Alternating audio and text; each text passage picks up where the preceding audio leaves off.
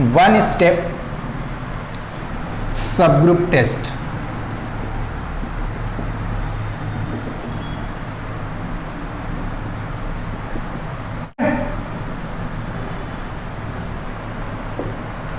Let G be any group, let G be any group and H is any non-empty subset of G, then H is called subgroup of G if and only if for A comma B belonging to H implies that AB inverse belonging to H। ठीक है ना, यही है ना। एक बार देख लेना जरा स्टेटमेंट ना रॉन्ग होने पाए। For A comma B belonging to H, A B inverse belong करना चाहिए एच में। तो मतलब वहां पे तुम लोग दो स्टेप कर रहे थे ना पता करने के लिए, यहां पे बस एक स्टेप हो गया। लेकिन गौर से अगर देखो तो ये भी वही बात कर रहा है, अगर ए बी एच में है तो फिर इसका इनवर्स तो ढूंढा ना इसने, यहाँ पे इनवर्स भी ढूंढा और फिर दोनों को ऑपरेट करके दिखा रहा है कि एच में है। वहां पे कह रहा था ए बी एच में है और ए इनवर्स भी एच में है। तो या तो तुम दो स्टेप करो या वन स्टेप करो सब ग्रुप दिखाने के लिए। ठीक है, पहले क्या करेंगे, मान लेंगे कि H क्या है, मेरा सब ग्रुप है, ऐसा मान लेंगे। ठीक ना, फिर दिखाएंगे कि ये प्रॉपर्टी होल्ड होती है। Let H is subgroup of G, ऐसा मान लेते हैं। ठीक है, this implies H itself form a group, है ना। जब H सब ग्रुप है G का तो अपने आप में ग्रुप भी बना रहा होगा। देयरफॉर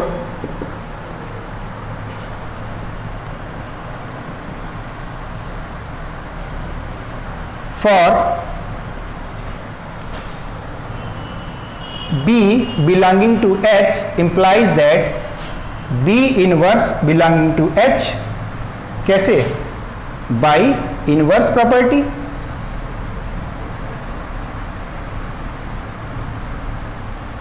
ठीक ना, again if A belonging to H and B inverse belonging to H implies that AB inverse belonging to H by closure property, है ना। Hence H is subgroup of G implies that for A comma B belonging to H implies A inverse B belonging to H। ये बात proof हो गई। ठीक है, अब क्या करना है बताओ। अब ये मानना है कि A B इनवर्स बिलोंग कर रहा है H में। अब इस बात को मान लेना है कि ये बात ट्रू है मेरी, और क्या दिखाना पड़ेगा कि H मेरा क्या है, G का एक सब ग्रुप है। तो फिर से वही बात, closure associative identity and inverse element को दिखाना। ठीक है,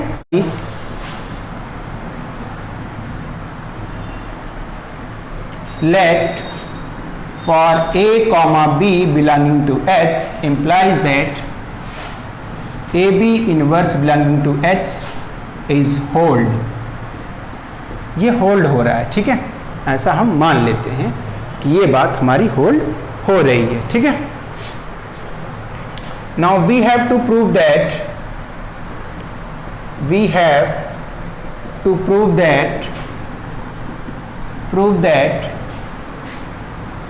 H is subgroup of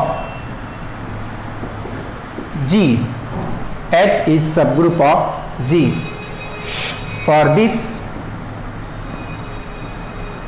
A closure property,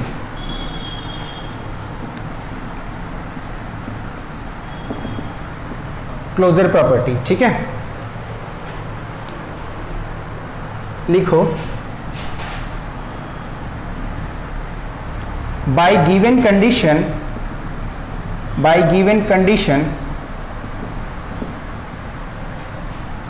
for a comma b belonging to H implies AB inverse belonging to H. Therefore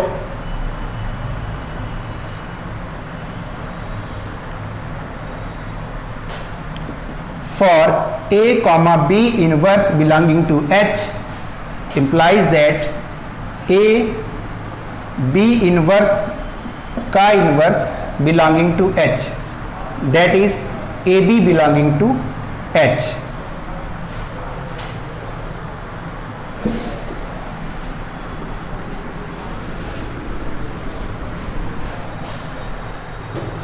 Therefore AB belonging to H implies AB belong कर रहा है H में, A comma B belonging to H implies कर रहा है AB belong भी H में.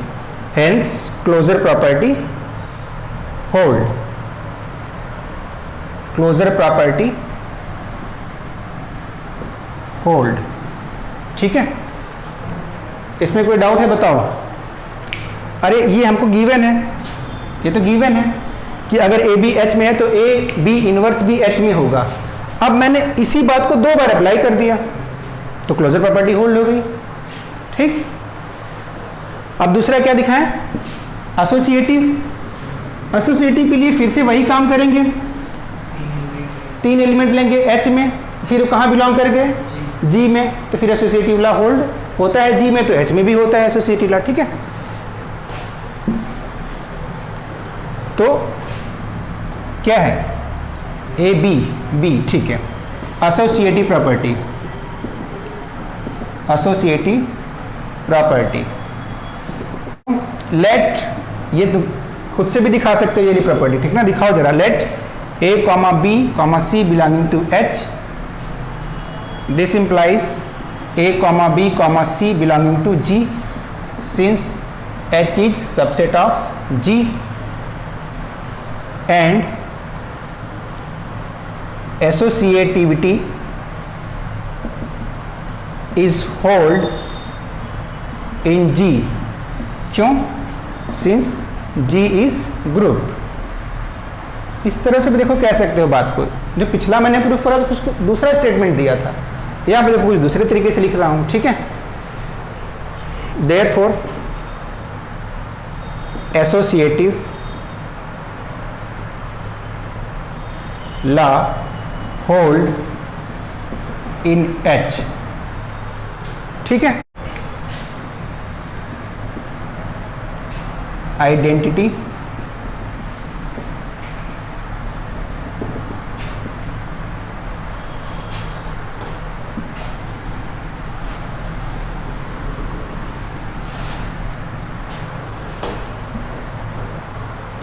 since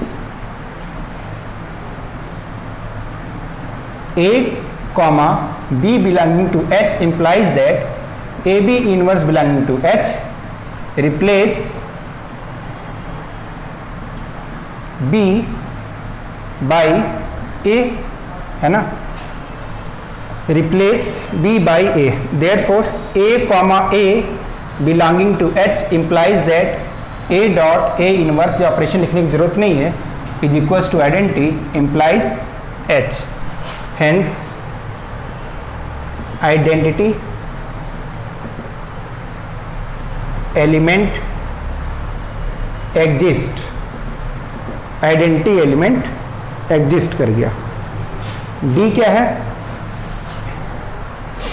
inverse.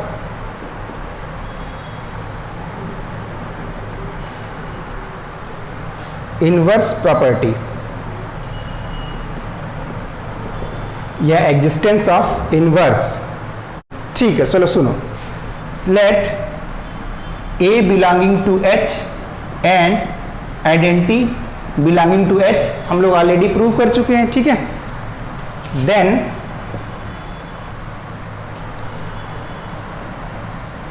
E a inverse is equal to क्या?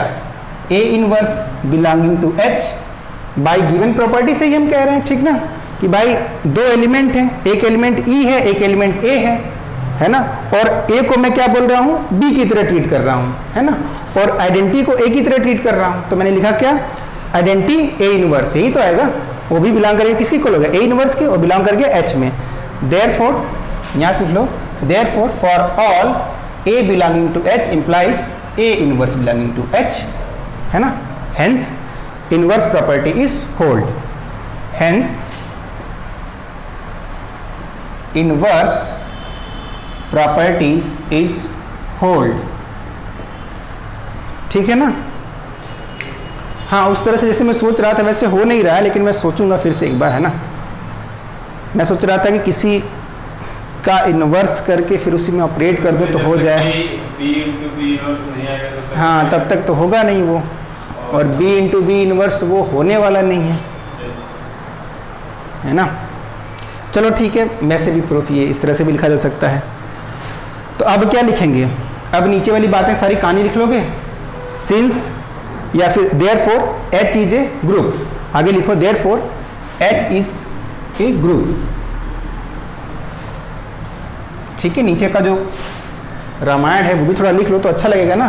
Therefore H is for a group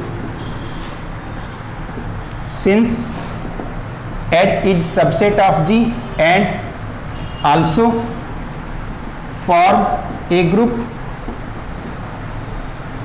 therefore H is subgroup of G, hence proved, ठीक है। ये सारी बातें भी मेंशन कर लो नीचे। तो ये हमारे दोनों टेस्ट हो गए खत्म, ठीक है। इनका प्रूफ एक बार खुद से घर पे प्रैक्टिस करोगे तो सारी चीज़ें क्लियर हो जाएंगी, ठीक ना। एक बार रिवीजन से ही सब कुछ क्लियर हो जाएगा, ऐसा कुछ भी इसमें है नहीं जो समझ में ना आए, ठीक है। आगे जो पढ़ना है वो तुम लोगों को पढ़ना है कि intersection of two subgroup is subgroup always, ठीक ना, लेकिन union of two subgroup is not always subgroup, if one is contained in another then it also form a subgroup. वो सारी चीजें हम लोग कल के लेक्चर में डिस्कस करेंगे, ठीक है। आज बस यहीं तक।